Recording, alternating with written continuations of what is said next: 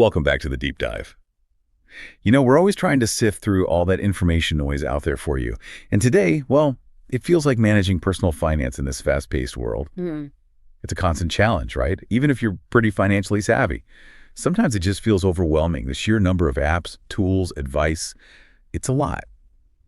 But what if there was, maybe, a single tool that could help simplify things, offer real convenience, but also, genuine control? That's what we're diving into today, a specific mobile tool designed to change how you handle your money.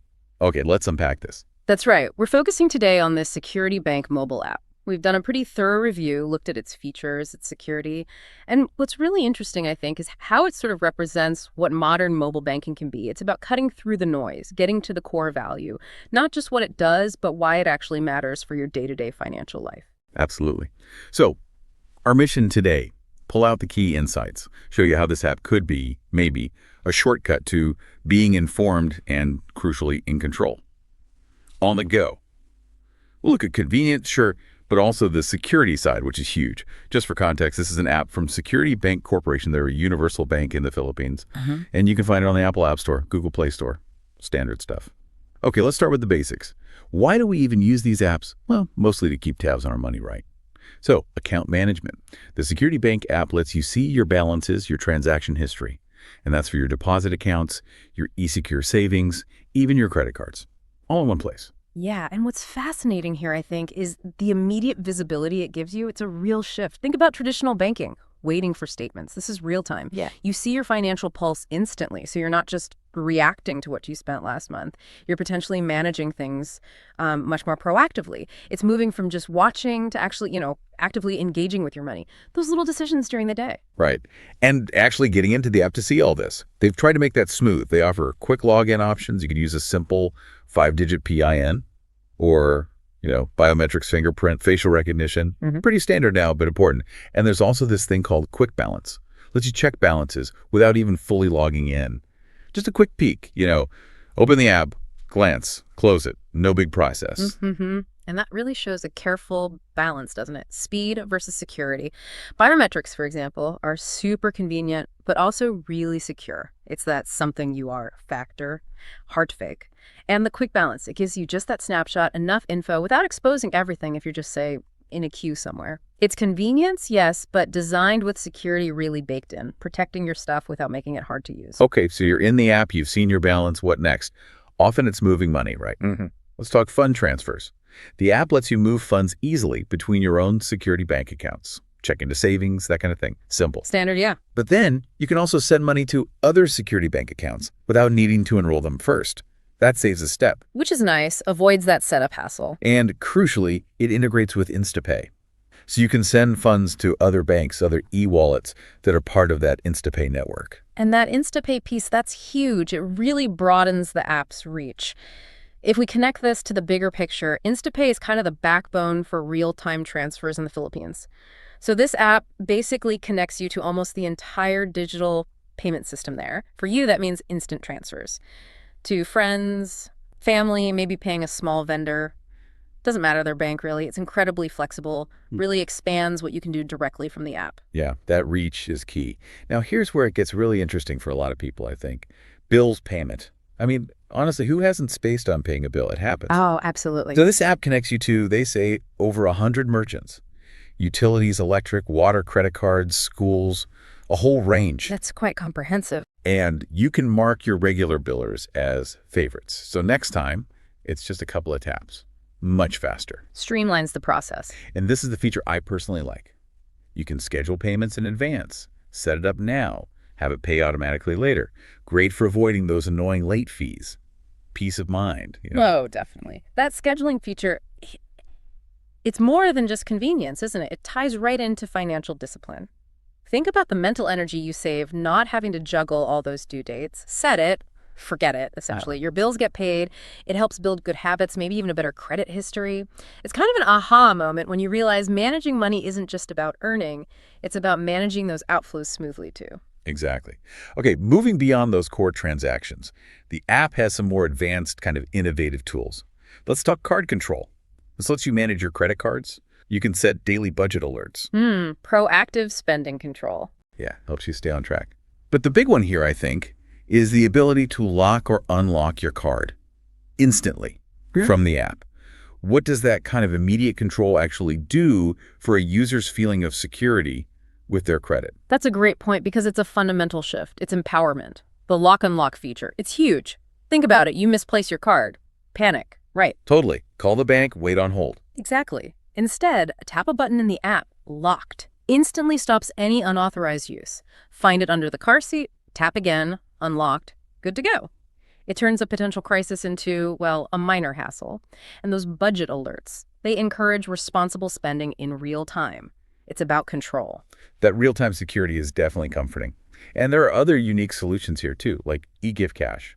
This lets you send cash via SMS, and the recipient can withdraw it from an ATM without a card. Cardless withdrawal, yeah. That's quite specific. Right, just using a code. And then there's mobile top-up, reloading prepaid phones, Globe, Smart Sun, TNT, TM, easy access. And if we connect those features to the bigger picture, the context, they're really interesting. eGift Cash, for example, could be a lifeline if you need to send money to someone without a bank account or maybe in a remote area if it bridges a gap.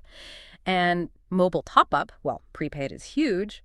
Making that seamless just makes sense for everyday life. Both show, I think, a real consideration for practical, immediate needs, making essential things easier in a digital way. And for those focused on saving and growing money, there's eSecure Savings. This lets you open multiple eSecure Savings accounts. They might offer higher interest rates too. But the real kicker is tracking different goals so you can label them right. Vacation fund, new laptop, whatever. Yes, and that taps into something behavioral economists talk about: mental accounting. By letting you create separate labeled pots of money, it helps you psychologically compartmentalize. You're probably less likely to raid your dream holiday fund for everyday spending if it's clearly marked, It sort of gamifies saving a bit, makes it more tangible, more goal-focused, and often more effective. Okay, let's unpack some of the tech integrations that make the whole thing smoother. Auto sync technology. This sounds pretty neat. When you register with just one account, the app automatically finds and links all your other security bank stuff. Accounts, cards, investments, even billers you've saved before. How big a deal is that, really, in terms of just getting started and managing everything? Oh, it's profoundly significant. It tackles a major friction point in digital banking, that initial setup. Nobody enjoys manually adding every single account, right?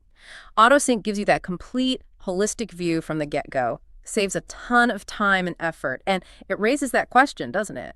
How much easier do these truly integrated apps make our digital financial lives?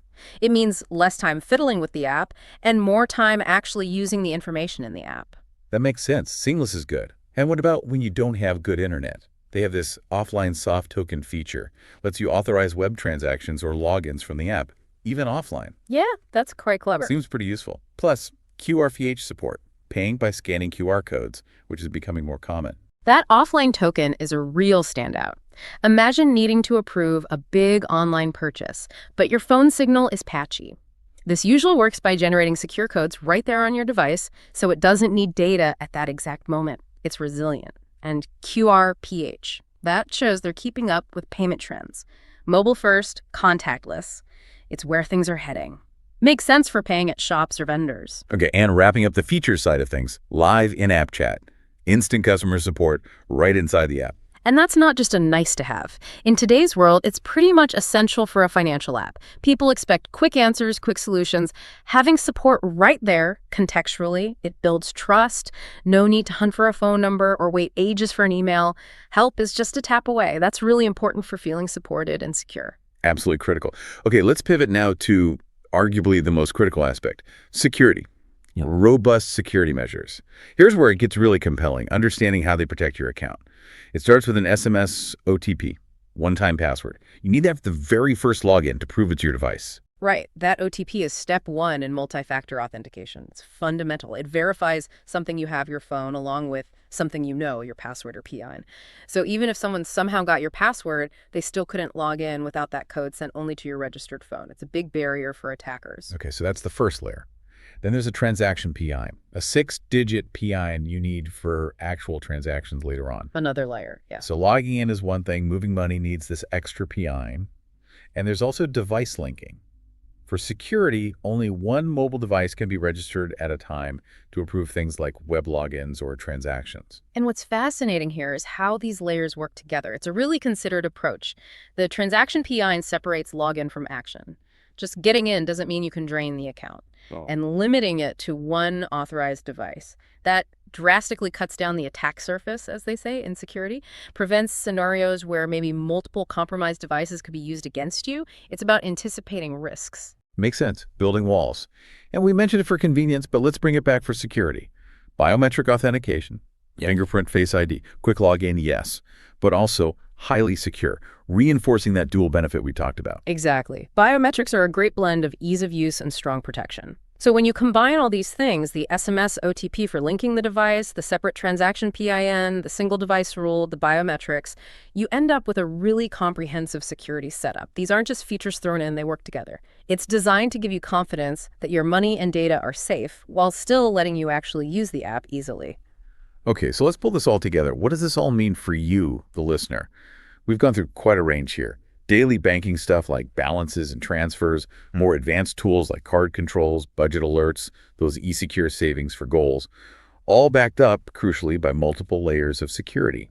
It seems like this app is aiming to be more than just a utility, almost like a financial partner in your pocket. I think that's a good way to put it. For you, what this really translates to is a greater sense of financial autonomy. Understanding tools like this empowers you. It's not just about convenience, though that's nice. It's about making informed decisions faster, maybe adopting better financial habits because the tools make it easier, and fundamentally securing your assets in this digital age. These integrated apps are changing the game, shifting power to the individual, giving you more direct control. That's a really powerful takeaway. More control, more autonomy. And that brings us to our final thought for you to chew on today. As these mobile financial tools keep evolving, and they are evolving fast, how might integrating newer tech things like AI, maybe even blockchain down the line, how might that further change what's possible? Not just for managing our day-to-day money, but maybe for unlocking totally new ways to invest, build wealth, achieve those really big financial goals in the coming years. Something to think about. Thank you so much for joining us on this deep dive today. We hope you found it valuable.